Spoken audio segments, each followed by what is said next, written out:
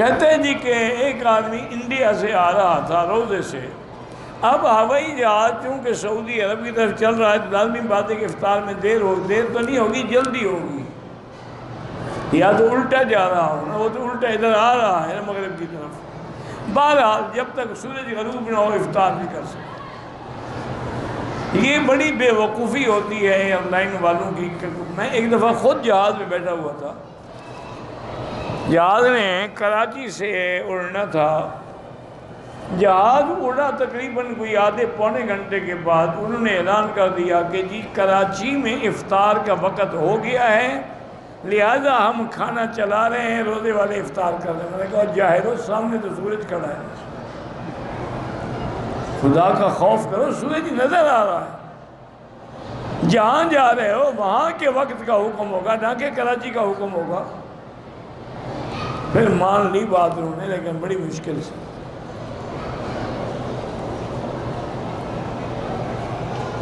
میرے والد کا انتقال دادی کے اندر 2 سال پہلے ہو گیا ہے۔ دادی کے میراث میں والد کا کوئی حصہ نہیں، چونکہ ان کی زندگی میں وہ فوت ہو گئے۔ ویسے کوئی دینا چاہے خوشی سے دے دے۔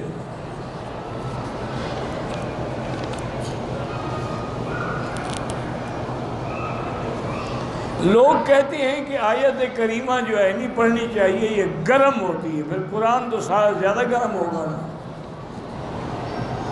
نہیں، جب تم پڑھتے ہو تمہیں آگ لگ جاتی، بس جہل لوگوں نے بنایا۔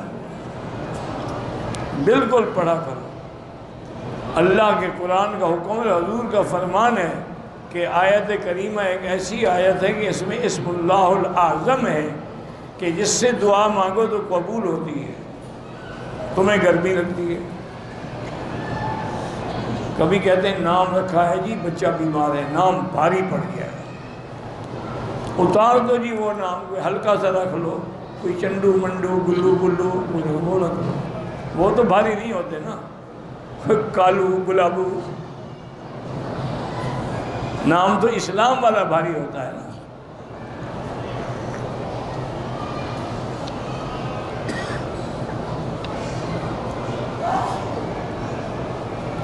کہتی ہے کہ میں شریف پردہ کرتی ہوں، لیکن لوگ کہتے ہیں کہ ہم نے آپ کو پہلے دیکھا ہے تو انہوں نے گناہ کیا ہے، تمہارا کیا گناہ ہے؟ تم اپنے پردے پہ قائم رکھو، یہ بہانے کی بات ہے۔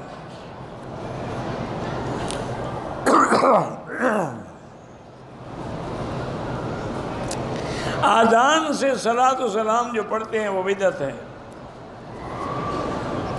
مسجدوں کے اوپر لکھنا الصلاۃ والسلام علیک یا رسول اللہ یہ ناجائز ہے۔ یا حرف ندا ہے جو صرف اللہ کے لیے ہے، اللہ کے غیر کے ساتھ نہیں لگ سکتا۔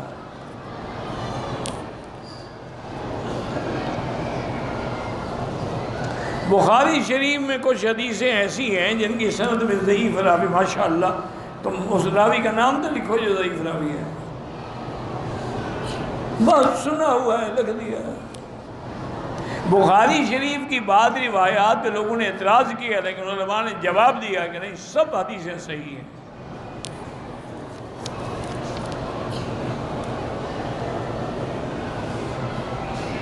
ایک انجینئر ہے مرزا، وہ کہتا ہے کہ میں ائمہ اربعہ سے بھی زیادہ علم رکھتا ہوں۔ اچھی بات ہے، بلڈنگیں بنائے، اس کا شریعت سے کیا تعلق؟ وہ انجینئر ہے نا، انجینئرنگ کرے، یہ تو نہیں کہ ائمہ اربعہ پر آ گئے، ائمہ اربعہ کے علم سے بھی اس کا علم زیادہ ہو گیا، ماشاءاللہ ماشاءاللہ، ان کی جوتی کے برابر بھی تیرا علم نہیں ہے۔ اور جو دعویٰ کرے اس سے بڑا جہالت کیا ہے؟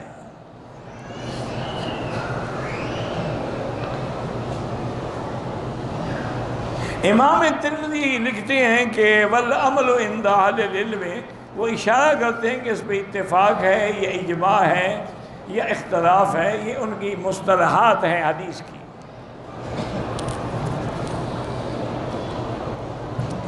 بچے کا نام آذان رکھ لیں، بالکل رکھ لیں، لا حول ولا قوت الا باللہ کی رکھ لیتے ہیں۔ ایک کا نام اذان رکھو لڑکی، اور اس کا نام اقامت رکھو، ایک اور ہو تو تکبیر رکھو، ایک اور ہو تو تشریق رکھو، ایک اور ہو تو اس کا نام تہجد رکھو، ایک اور ہو تو اس کا نام، کیا ہے؟ یہ حالت کی بات ہے۔ صحابہ کو اذان کا پتہ نہیں تھا، انہیں تو نام نہیں رکھا۔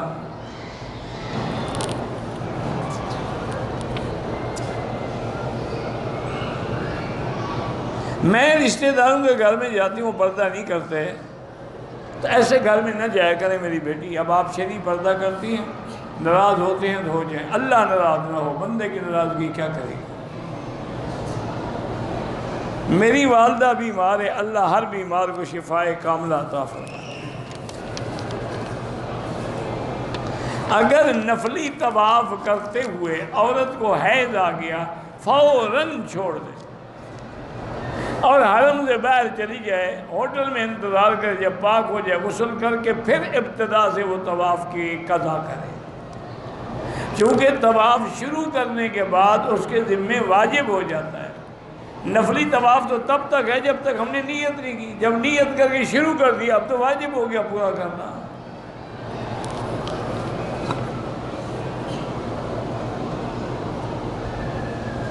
کہتے کہ بڑی میت بھی ہے، چھوٹی میت بھی ہے، جنازے میں وہی دعا سب کے لیے ہے نا، اللہم اغفر لحینا و میتنا و شاہدنا و غائبنا و صغیرنا و کبیرنا و ذکرنا، و سب کے لیے۔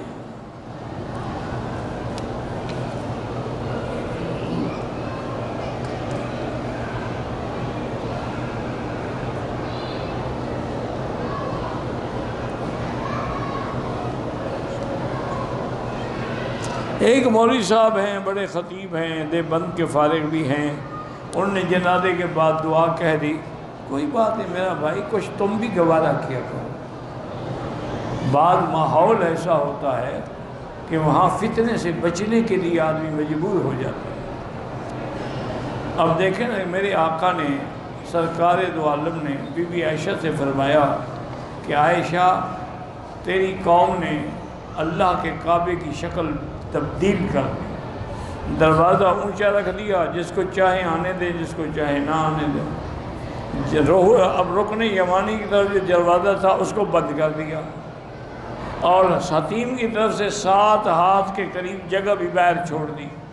فرمایا میرا دل کرتا ہے کہ میں کعبۃ اللہ کو اثر نو تعمیر کروں، اس علاقے کو بھی کعبے میں داخل کروں، 2 دروازے رکھوں اور دروازے بھی نیچے ہوں، ایک سے لوگ داخل ہوں، دوسرے سے لوگ نکل جائیں۔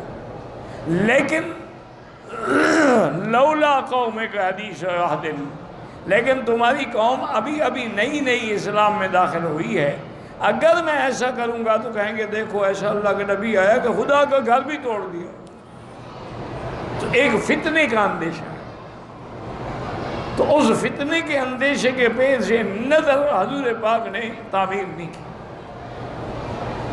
تو کبھی ایسا بھی ہوتا ہے کہ اگر فتنے کا اندیشہ ہو تو اس سے بچنے کے لیے آدمی نے ایسا کر لیا۔